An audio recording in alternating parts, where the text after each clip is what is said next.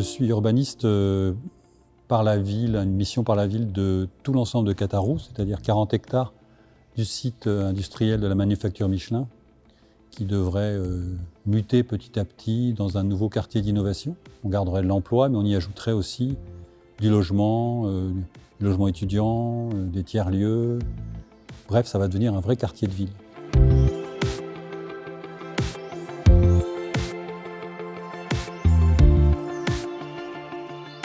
Ce hangar, comme on dit, qu'on appelle O23, parce que ça matricule dans la manufacture, est le premier élément, le premier jalon de la future urbanisation, transformation des usines. Le parti pris pour cette rénovation, cette réhabilitation, c'est de ne pas démolir.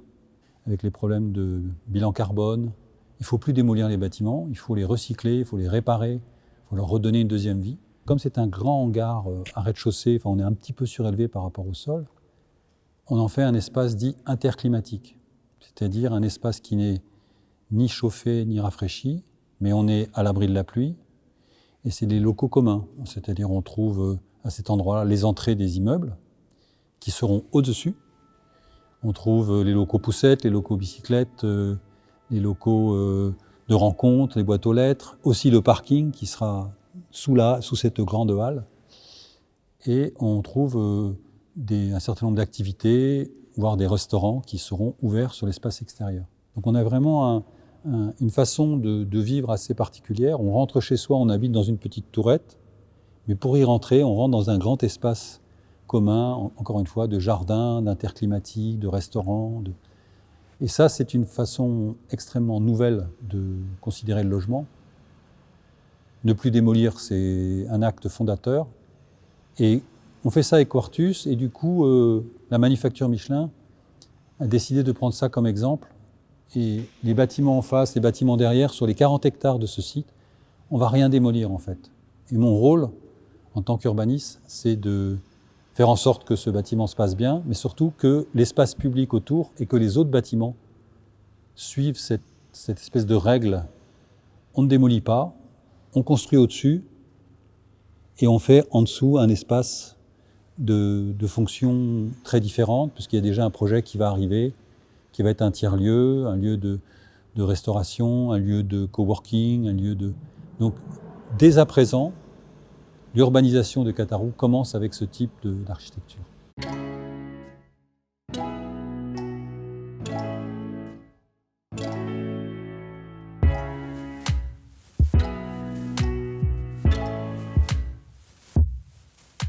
Ici, on se trouve sur les toits de O23, avec ces grands sheds qui amènent de la lumière du nord à l'intérieur du bâtiment. Et on est vraiment à la jonction entre Montferrand, avec cette église. O23 fait vraiment la couture vers Clermont-Ferrand. Donc on a la cathédrale de Clermont-Ferrand. Et cette pièce urbaine, O23, c'est la première élément urbain qui fait la couture entre les deux villes.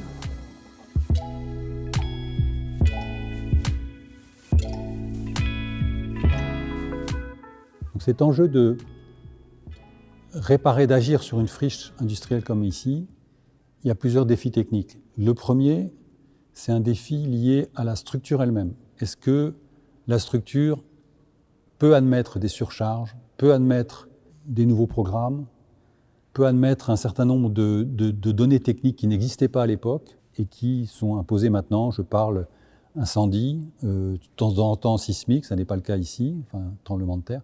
Donc comment faire en sorte que cette structure, est-ce qu'elle peut répondre aux critères d'aujourd'hui ? Et après, il y a les pollutions.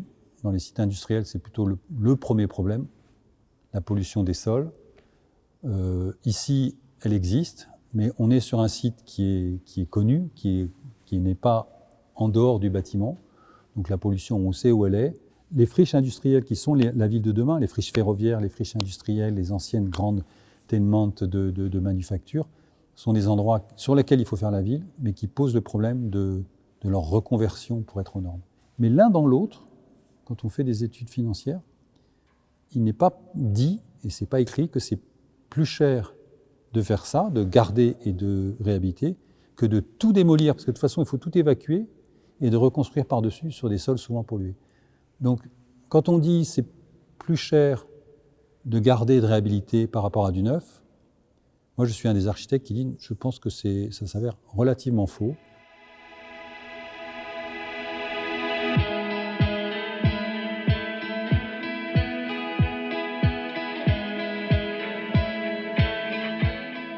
Après le confinement, le premier confinement, les gens se sont demandé s'il fallait continuer à construire comme on construisait avant.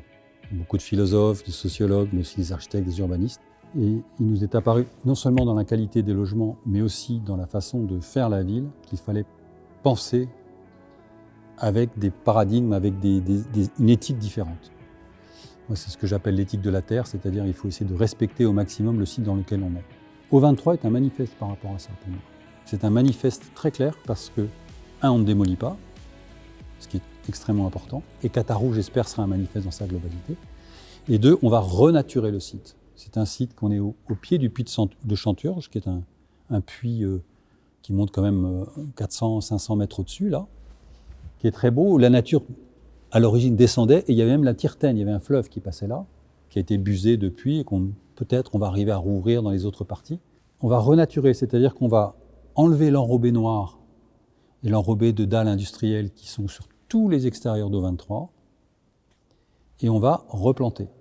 On va beaucoup augmenter l'espace végétal sur l'ensemble de Catarou. Et dans O23, puisqu'on va construire aussi le bâtiment d'Enedis de l'autre côté, on va planter le plus possible, le mieux possible, y compris à l'intérieur de ce bâtiment. Donc on va réintroduire la nature dans ces espaces industriels. Et ça, c'est une forme d'acte un peu fondateur de ce que pourrait être un site industriel renaturé.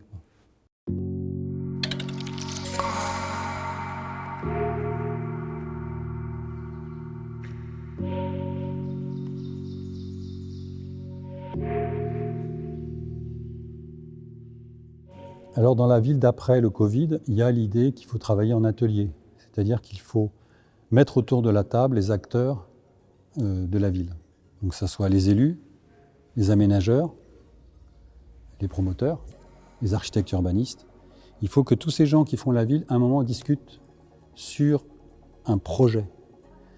L'idée étant que c'est le projet qui donne la règle et non pas la règle qui donne le projet. Donc c'est le site qui fait le projet et le projet qui donne la règle.